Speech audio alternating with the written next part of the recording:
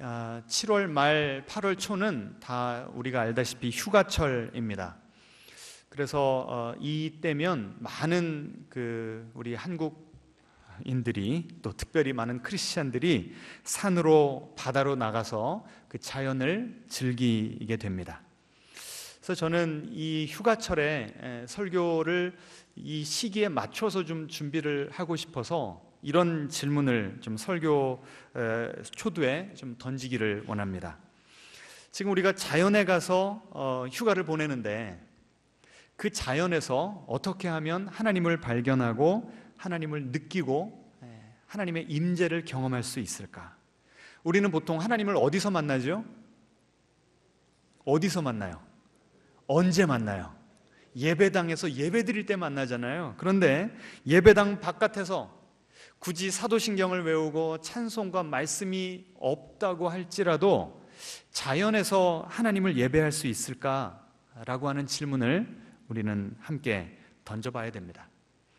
저는 2주 전에 2박 3일 저희 장모님 계시는 제천으로 짧은 휴가를 다녀왔습니다.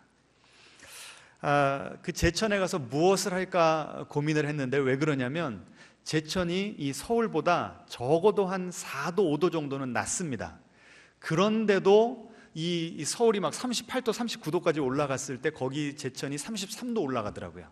그러니까 33도가 되니까 서울보다는 온도가 낮아도 더워서 야외 활동을 할 수가 없는 겁니다.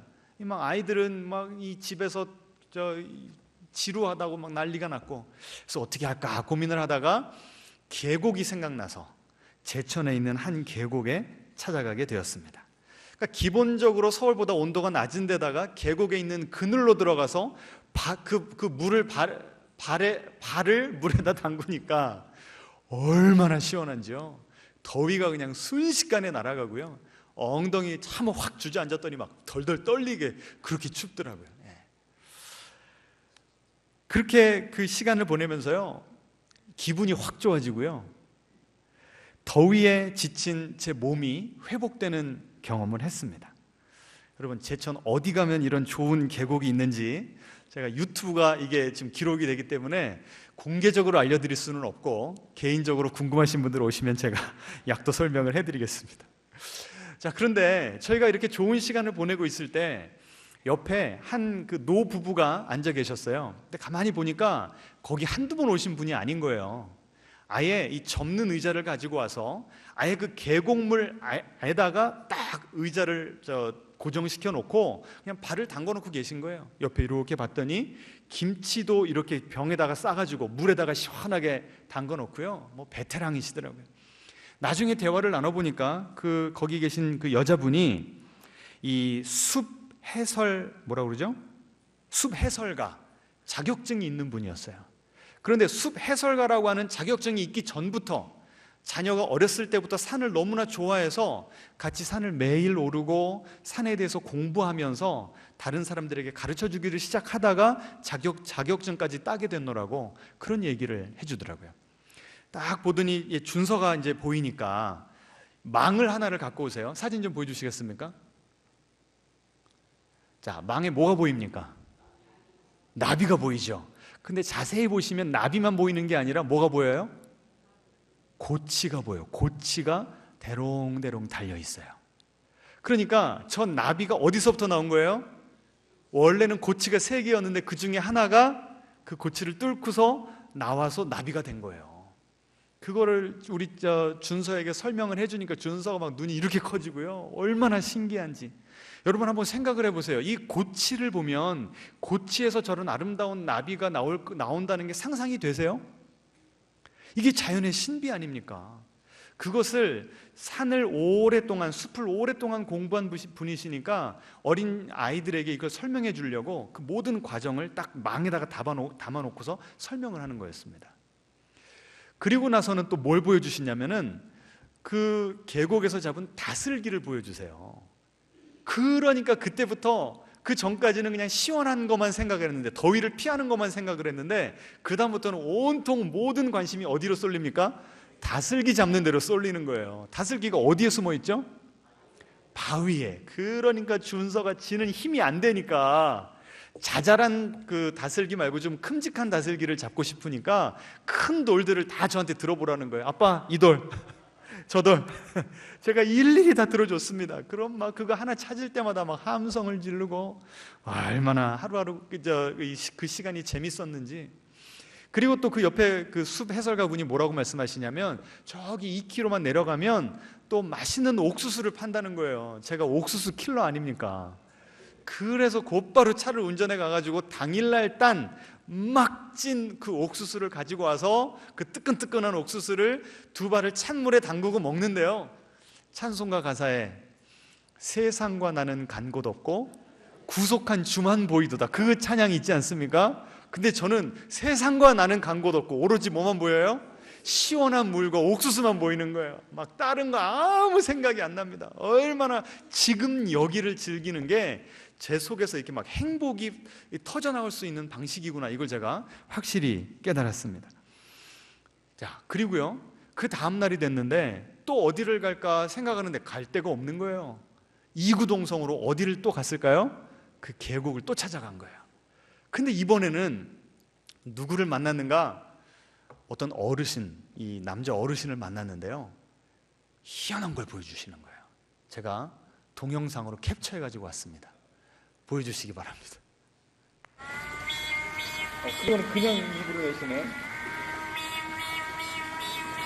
우와. 어머.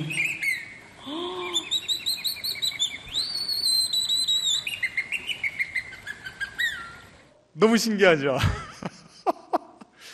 아니, 어떻게 2번을 갔는데 하루는 숲 해설가를 만나고 2번째는 저렇게 매미 소리, 새 소리를 기가 막히게 내는 분을 만날 수가 있냐고요. 이게 다 만남의 축복인 걸로 저는 그렇게 받아들여지면서 하나님께 얼마나 감사했는지 모릅니다. 저분은요, 어렸을 때부터 새에 대한 관심이 많으셨대요. 그래서 일부러 새 소리를 듣고 따라하는 걸 연습을 했답니다. 그래서 저 소리를요, 뭘 가지고 내는가를 보여주시는데, 뭐냐면 이 손장갑 있잖아요, 비닐 손장갑, 그걸 가위로 요만큼 잘라가지고 그걸 어떻게 손에다 대고 그 소리를 내시는 거예요. 너무너무 신비롭더라고요. 그래서 제가 물어봤죠. TV 나가신 적 있습니까? 한 번도 없다는 거예요. 제가 그래서 유튜브로 좀 보여드리려고 일부러 제가 찍어왔습니다. 참 짧은 시간이었지만 이렇게 계곡에서 이틀을 보내니까요, 제 몸과 마음이 회복되고요, 하나님께서 주시는 축복, 위로, 쉼을 온전히 누리다 왔습니다.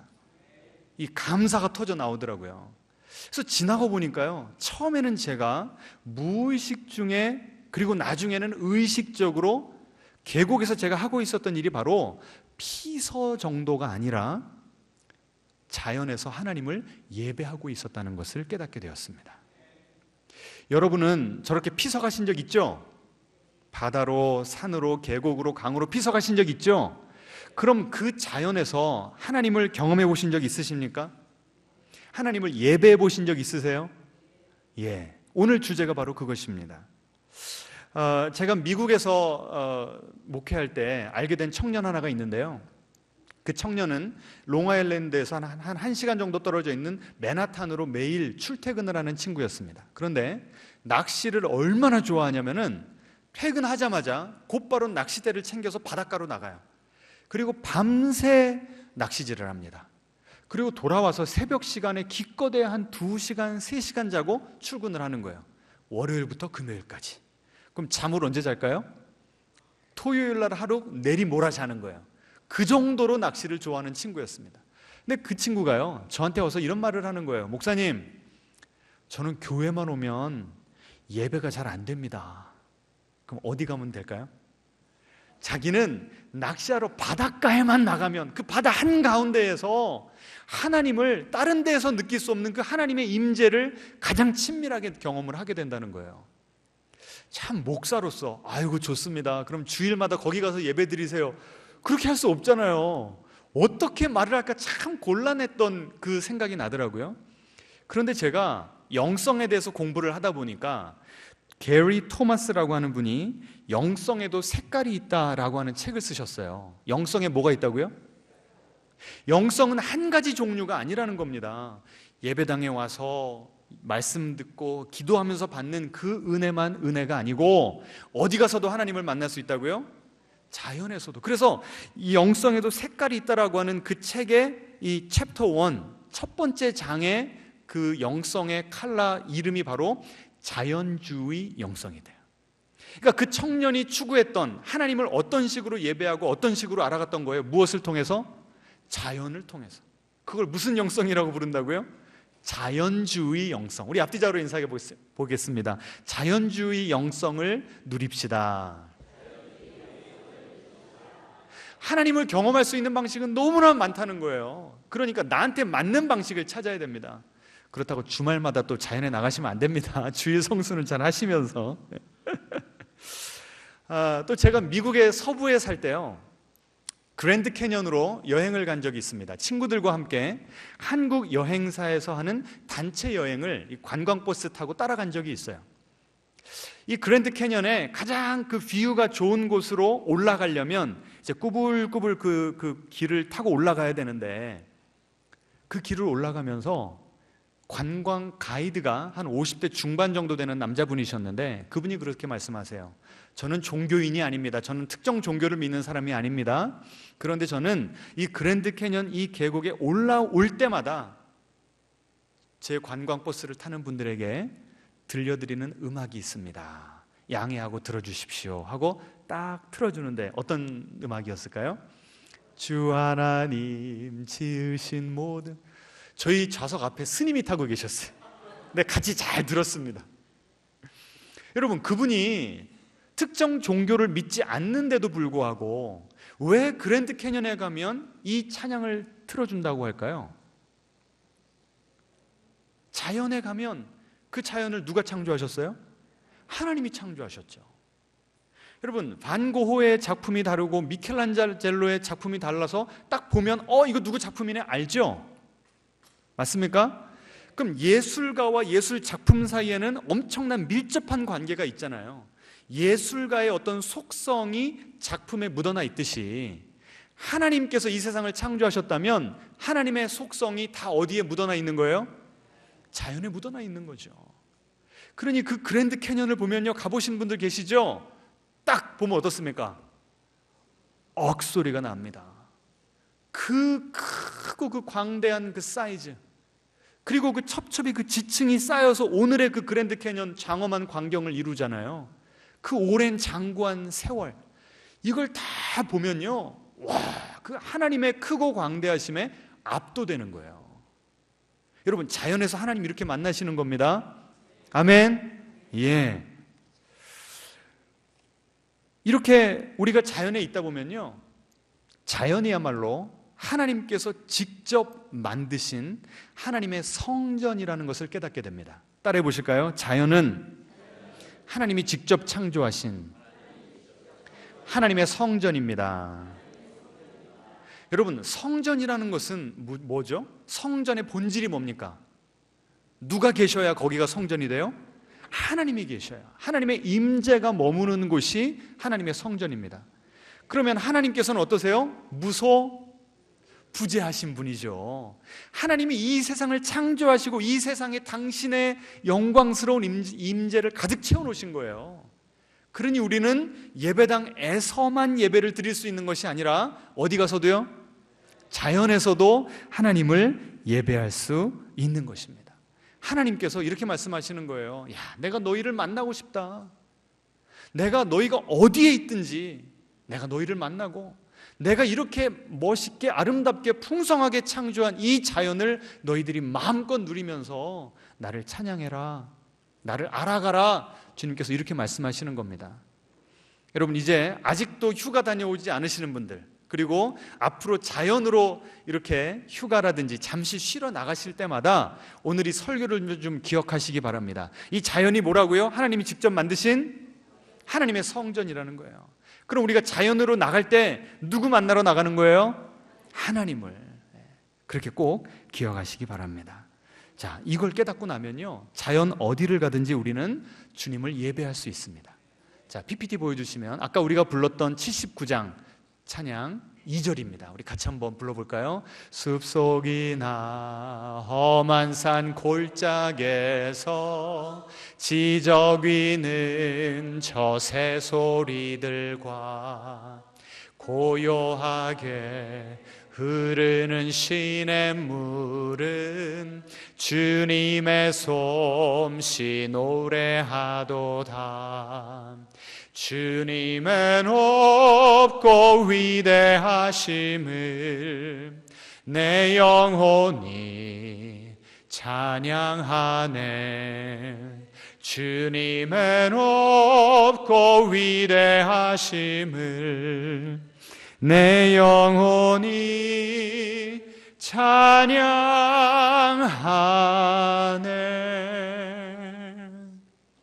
좋죠? 여러분의 마음이 풍성해지지 않습니까? 주님의 임재로. 예. 자, 그런데 우리만 이렇게 주님을 찬양하는 게 아니에요. 그 다음 그 PPT를 보여주시면 이사야 선지자가 성전에 들어갔을 때 엄청난 광경을 보게 됩니다. 천사들이 모여가지고 하나님을 찬양하는데 그 찬양의 내용이 6장 3절에 나옵니다. 같이 읽죠. 거룩하다, 거룩하다, 거룩하다. 만군의 여호와여, 그의 영광이 온 땅에 충만하도다. 천사들이 지금 이 육적인 물질 세계를 꿰뚫어 보고 있는 거예요. 우리의 육안으로는 안 보이는데 천사들의 눈에 보입니다. 이 세상이 무엇으로 가득 차 있대요? 예? 하나님의 영광으로 충만하대요. 그걸 지금 누가 노래하고 있다고요? 천사들이. 그 다음 구절이요. 시편 19절 19편에 보시면 이렇게 나옵니다. 하늘이 하나님의 영광을 선포하고 궁창이 그의 손으로 하신 일을 나타내는도다. 자, 하늘에서는 천사들이 이 땅 우주에 가득한 하나님의 영광을 노래하고, 또 하늘이 그리고 자연 만물이 지금 하나님의 영광을 선포한대요. 아까 우리가 찬양했잖아요. 지저귀는 새소리들과 흐르는 시냇물도 주님의 솜씨를 찬양한대요. 그러니 우리가 자연에 가서 주님을 찬양하면 우리는 뭐예요? 이미 천상에서, 하늘에서, 자연에서 이루어지고 있는 주님을 향한, 창조주 하나님을 향한 찬양, 그 코러스에 우리가 어떻게 하는 거예요? 같이 조인하는 거죠.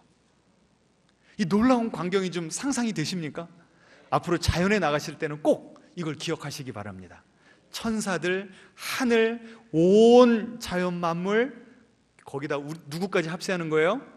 우리까지 합세해서 그 창조주 하나님의 크고 광대하심을 찬양하는 것, 이것이 자연스럽게 그리고 마땅히 우리가 해야 될 일인 줄로 믿습니다. 그래서요, 예수님을 처음 만난 분들, 그분들의 간증을 들어보시면요, 이구동성으로 하나님 만나고 나니까 세상이 달라 보인다는 얘기를 해요. 여러분도 경험해 보신 분들 계시죠? 뭐 간증을 들으면 그 전날 하나님 만났는데 아침 일찍 일어나니까 막 햇빛이 쫙 비치는데 그 전날 비가 왔답니다. 근데 그 아스팔트에 고여있는 그 비에 해가 쫙 비치니까 어때요? 반짝반짝반짝 빛나잖아요. 그게 다 보석으로 보이더래요. 그리고 막 나뭇잎이 이렇게 바람에 흔들립니다. 뭐처럼 보여요? 나뭇잎이 누구를 향해서? 하나님을 향해서 막 춤을 추고 있는 것처럼 보이더래요. 그 다음에 새소리들이 들립니다. 전에는 늦잠 자다가 저 새들 그냥 시끄러워 죽겠어 했는데, 하나님 만나고 나니까 그 새소리가 바로 뭘로 들려요? 하나님을 찬양하는 아름다운 노래소리로 들리게 되는 거예요. 그럼 이게 내가 횟가닥한 게 아니라 제대로 볼 것을 보고 제대로 들을 것을 듣는 건 줄 믿으시기 바랍니다. 여러분, 우리의 이런 귀와 눈이 온전히 열리기를, 그리고 열린 상태로 있기를 축원합니다. 그럼 우리는 예배당 안에서뿐만이 아니라 자연에서도 언제든지 주님을 찬양할 수가 있는 거예요. 자, 그럼 이제 좀만 더 구체적으로 자연에서 어떻게 주님을 예배할 수 있는가 두 가지만 이야기를 하고 오늘 설교를 마칠까 합니다. 첫 번째로 따라해 보겠습니다. 자연을 마음껏 즐김으로 주님을 예배할 수 있습니다.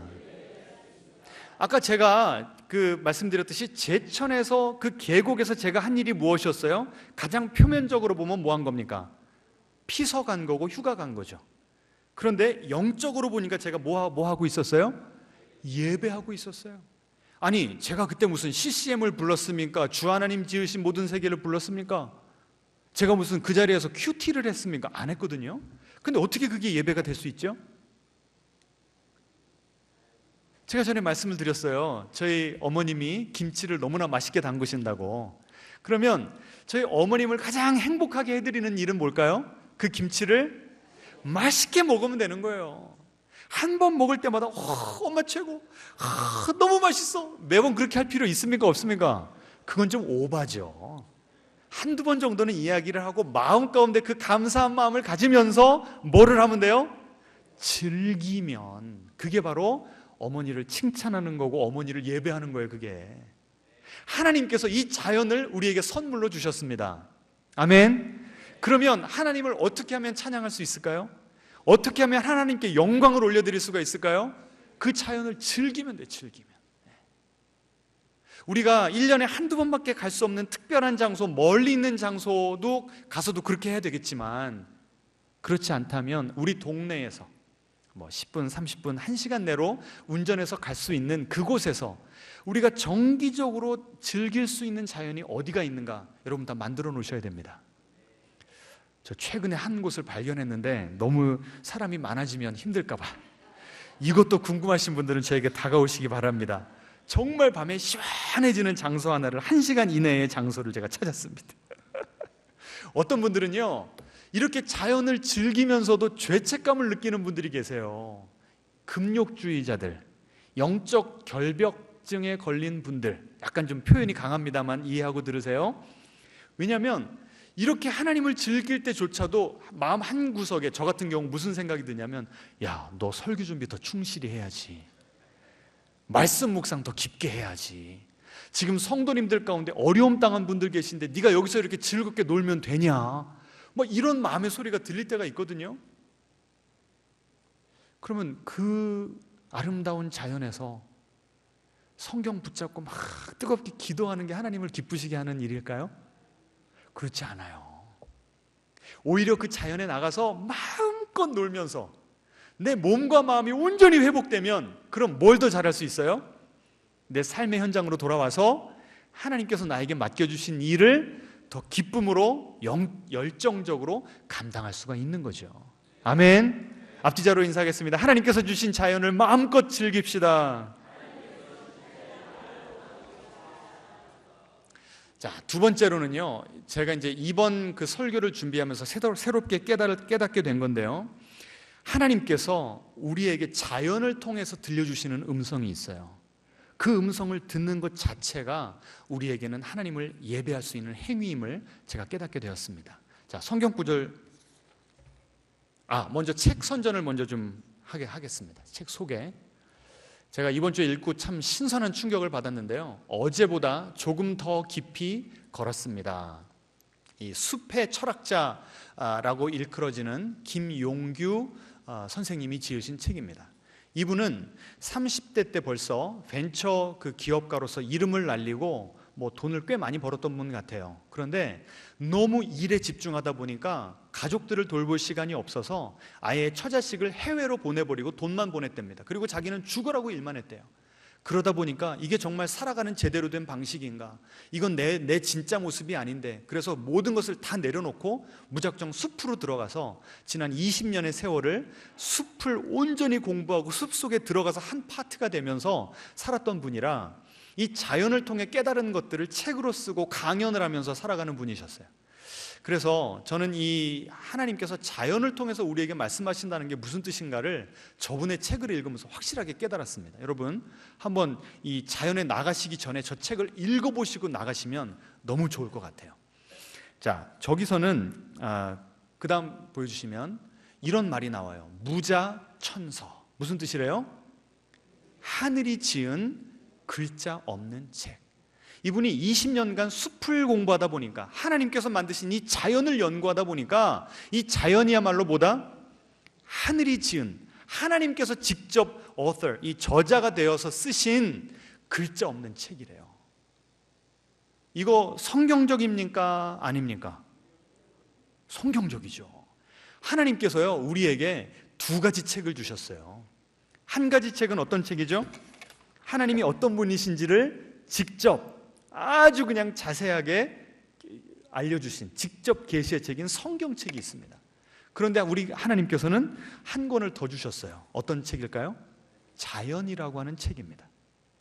성경책은 우리가 문자를 연구하고 그 당시 성경에 쓰여졌던 역사와 문화와 뭐 이런 것들을 공부하면서 연구할 수 있는데, 자연은 어떻게 공부해야 돼요? 예? 과학을 통해서 공부할 수 있죠. 그런데 과학으로만 공부하다 보면 자연을 너무 수치화시켜요. 너무 삭막해집니다. 하나님이 깃들여져 있는 이 놀라운 경외감, 놀라운 신비함을 잃어버릴 때가 많아요. 그래서 이분이 이 자연을 어떻게 읽어야 되는가를 가르쳐 주시는데, 먼저 성경 한 구절 더 보죠. 이분이 말씀하신 이 무자천서라고 하는 것과 일맥상통하는 구절이 바로 시편 19절을 아까 19편 아까 우리 읽었던 부분에 나옵니다. 같이 읽죠. 하늘이 하나님의 영광을 선포하고 날은 날에게 말하고 밤은 밤에게 지식을 전하니 언어도 없고 들리는 소리도 없으나 그의 말씀이 세상 끝까지 이르도다. 이 온 우주 만물, 이 자연이 하나님이 얼마나 크고 광대하시고 놀라운 분이신지를 선포하는데, 그 선포를 언어를 통해서 하는 게 아니래요. 그 선포는 우리가 우리의 이 육신의 귀로 들을 수도 없대요.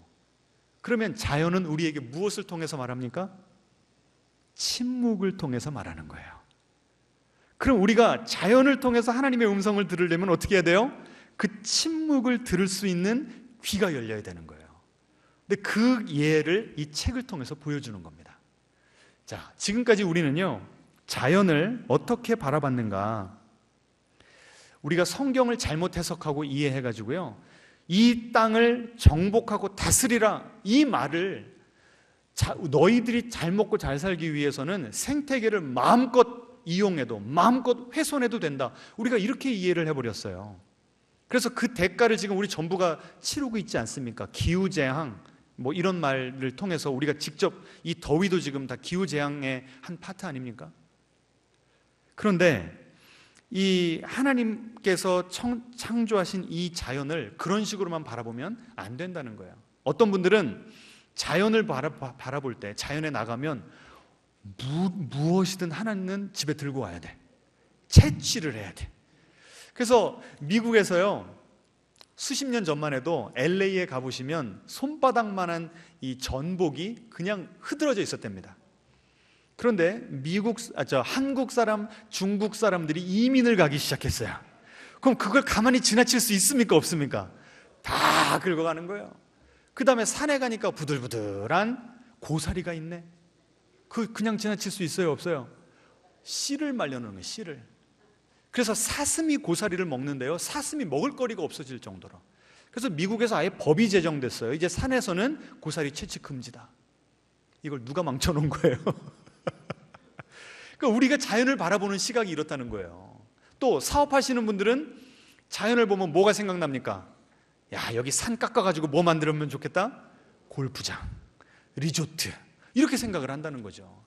아니면 그나마 숲을 즐기는데 캠핑을 하든지, 아니면 숲에 가서 뭐 하고 온다고 그래요? 제주도 가면 휴양림 많잖아요. 가서 뭐 한다고 그래요? 힐링한다고 그러죠. 이게 다 뭡니까? 자연과 나는 별개의 것이고, 자연을 내가 누릴 수 있는, 내가 이용할 수 있는, 무언가를 얻어낼 수 있는 대상으로 본다는 거잖아요. 근데 그렇게 보지 말자는 거예요. 이분은 한 단계 더 들어가야 된답니다. 그래서 꽃 하나를 소개를 하는데, 숲을 자세히 관찰하면요, 숲이 갑자기 확 변하는, 극적으로 변하는 한때가 있답니다. 그때가 언제냐면 첫 설이 내릴 때. 첫 서리를 내리면서 숲에 사는 생명들은 겸손해져서 그렇게 아름다운 단풍들도 이제는 다 떨궈낼 정도로 숲이 갑자기 확 바뀐답니다. 그런데 그때 숲 언저리를 환하게 밝히는 야생의 꽃이 하나가 있답니다.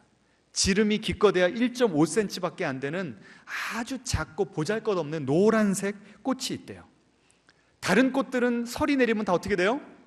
떨어지는데 오히려 이 꽃은 서리가 내릴 때 피는 꽃이랍니다. 그래서 이분이 책에다 그렇게 써놨어요. 서리발을 맞으면서도 흐트러짐이 없는, 아니 서리발 속에서 오히려 더 빛나는 노란색 꽃이 있다. 무슨 꽃인지 한번 혹시 아시는 분?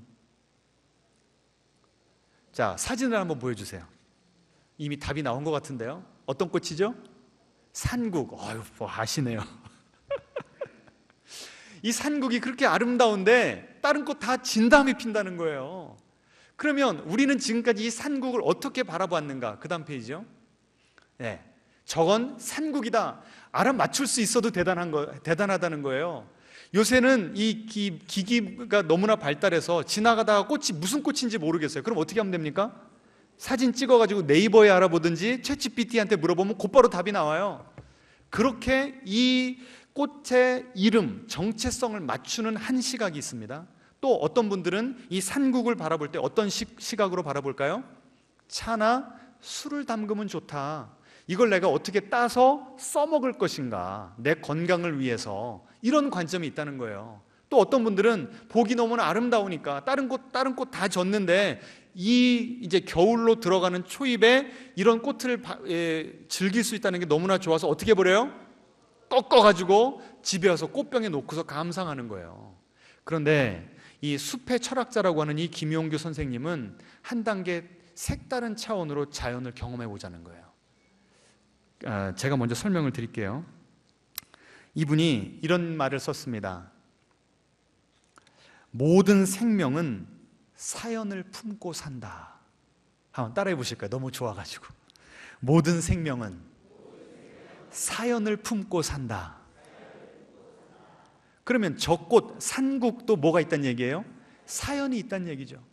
그래서 이분이 숲을 알아가기 시작하면서 저 산국을 발견했고 산국에게 사연을 물어보기 시작했대요.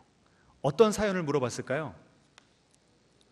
보통 꽃은 언제 핍니까? 봄에 피든지 여름에 피잖아요. 그런데 얘는 언제 핀다고요? 서리가 내린 다음에 핀대요. 그러면 무슨 질문을 던졌을까요? 야, 너는 왜 다른 꽃들 필 때 안 피고 서리가 내린 다음에나 피냐? 꽃의 사연을 물어보기를 시작했대요.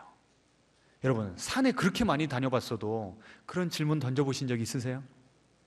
내가 무슨 산 정복했다, 몇 시간 만에 몇 번을 갔다, 이런 얘기는 해도 그 산 속에 있는 작은 그 들꽃 하나를 가지고 이렇게 대화를 걸어보고 깊이 묵상해 보신 적이 없잖아요.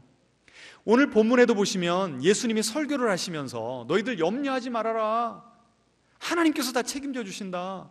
그러면서 어떤 예화를 사용하세요? 하늘에 날아다니는 뭘 봐라? 새를 봐라. 그 다음에 저기 피어있는 꽃을 봐라. 여러분, 예수님이 그 꽃을 보시면서 야, 이거 말려가지고 차 우려내면 맛있겠는데 이렇게 보셨을까요? 저 꽃은 산국인데 저렇게 명명하는 데서만 그치셨을까요? 아니죠. 예수님이야말로 그 꽃이 들려주는 메시지를 들으셨던 거예요. 그 꽃이 어떤 메시지를 들려주는 거죠? 아니, 상상을 해보시라니까요. 어떤 메시지를 들으셨길래 예수님께서 그런 메시지를 전하셨을까요? 우리 인간들에게 어떤 말을 하는 거예요? 하루하루 어떻게 살지, 무얼 먹고 무얼 입을지 뭐 하지 말어? 걱정하지 말어. 누구를 봐? 나를 봐. 하늘에 누가 계시니까? 하늘 아버지가 계시니까 걱정 안 해도 하나님께서 나를 심기어준 내 꽃이, 씨앗이 떨어진 그곳에서 나로 하여금 그 씨앗 안에 모든 생명과 힘을 주시고 내가 그 생명에 따라서 다 피어나고 꽃을 맺을 수 있도록 하나님께서 나를 보호해 주시고 인도해 주셨어. 그 메시지를, 그 꽃이 주는 메시지를 누가 들으신 거예요? 예수님이 들으신 거예요. 그러니까 우리가 자연에 나가서 어떻게 하면 하나님을 경험할 수 있다고요? 이 자연이 우리에게 들려주는 각 생물들의, 각 꽃들의, 각 나무들의 뭘 들어보라? 사연을 들어보라는 거예요. 그래서 이분이요, 너 산구가 너는 왜 서리가 내린 다음에 꽃이 피니? 라고 하면서 몇 년을 계속 연구하고 묵상을 해보니까요, 이 산국은요 아주 공기가 좋은 곳에 서식한답니다. 살기가 좋은 곳에 서식한대요. 그러니 살기가 좋은 곳에 산국만 알고서 그 자리를 맡으려고 그럴까요? 다른 꽃들도 막 와서 경쟁이 심할까요? 그러면 남들 필 때 같이 펴버리면 키도 작지, 꽃의 사이즈도 작지, 그러면 벌들이, 나비들이 와서 이 산국에게 눈길을 줄까요, 안 줄까요? 그럼 수정이 일어날 수가 없는 거예요. 그러니 이 꽃은 내가 어떻게 서바이브 할 수 있을까? 내가 어떻게 생존할 수 있을까? 고민하다가 언제까지 기다린 거예요? 서리가 올 때까지. 서리 오기 전에 다른 꽃들이 막 피면서 얘들아 나봐라 막 자랑할 때 자기는 그 존재감을 그대로 숨기고 추위가 올 때까지 버텨낼 수 있도록 에너지를 자기 속에 응축하고 있었기 때문에 하나님께서 정하신 그때가 됐을 때 다른 꽃들은 다 떨어지고 이 꽃만 화사하게 펴서 아름답게 자태를 뽐내더라는 거예요. 그러니까 막판에 다급해진 벌들과 나비들, 벌레들이 이제는 핀 꽃이 뭐밖에 없어요? 산국밖에 없으니까 다 몰려든대요. 경쟁자가 없는 거예요. 얼마나 신비합니까? 이 꽃 하나의 이 사연을 아니까 제가 이 책을 읽다가 뭉클한 감동을 받았다니까요. 그런데 그 산국을 이렇게 읽고 있는데 누구의 삶이랑 투영돼서 보이냐면 저의 삶. 어디까지 제가 얘기를 해야 되나? 솔직히 제가 제 스스로의 인생을 꽃으로 표현한다면 제가 내년이면 이제 만으로 50이에요. 반백년을 제가 살아요. 제가 이렇게 이제 봉신교회 와서 나이가 들었습니다. 근데 무슨 생각을 한 번씩 하냐면 나는 펴보지도 못하고 지는 꽃인가? 솔직히 말씀드리면 그런 생각을 할 때가 있었어요. 여러분은 인생 사시면서 그런 생각 안 해보셨어요? 내 나이 몇인데 나는 펴본 적이 있던가? 이런 생각 해보셨냐고요? 그런 생각하니까 이렇게 서글퍼지고 이렇게 힘이 쭉 빠질 때가 있었거든요. 그런데 산국은 언제 핀다고요? 다른 꽃들이 다 지고 난다. 여러분 인생 살다 보면요 어떤 친구들은 10대 때 핍니다. 아이돌 그룹들 보세요. 10대 때 벌써 세계적인 명성을 얻고 수십억 수백억의 돈을 다 벌어버립니다. 그런데 일찍 피는 꽃은 어떻게 될 수밖에 없어요? 일찍 질 수밖에 없어요. 여러분도 여러분의 인생, 여러분의 동창들 보시면 아시잖아요. 어떤 친구들은 30대, 40대 피는 친구들이 있고 어떤 친구들은 50대, 60대. 지금 여러분의 연세가 어떻게 되십니까? 한번 따라해 보실까요? 나의 인생 최고의 날은 아직 오지 않았다. 그럼 힘이 나세요, 안 나세요? 지금 이 시간은 어떤 시간이에요? 다른 꽃들 다 질 때까지 기다려야 되는 시간이에요. 다른 꽃들 다 지면 이제 더 이상 경쟁할 필요도 없어요. 나 혼자만 독보적인 존재가 되는 거예요. 하나님이 우리에게 그런 시간을 허락하실 줄로 믿습니다. 뭉클한 감동이 오는 거예요. 하나님께서 아직 네 때 오지 않았어. 그럼 지금은 어떤 시간입니까? 그 에너지를 응축하면서 서리를 견뎌낼 힘을 기르는 시간이에요. 여러분에게도 그 산국이 오늘 비슷한 메시지를 주는 줄로 믿습니다. 여러분 어떻게 좀 자연을 바라보는 시각이 좀 달라지셨습니까? 자연 가운데 어떻게 하나님을 예배할 수 있다고요? 처음에는 마음껏 즐기시고 그 다음에는 자연을 자세히 멈추어서 자세히 관찰하시면서 그 자연을 통해서 하나님께서 나에게 어떤 메시지를 주시는가 귀를 여시고 들어보시는 여러분 되시기를 주님의 이름으로 축원합니다. 함께 기도하겠습니다.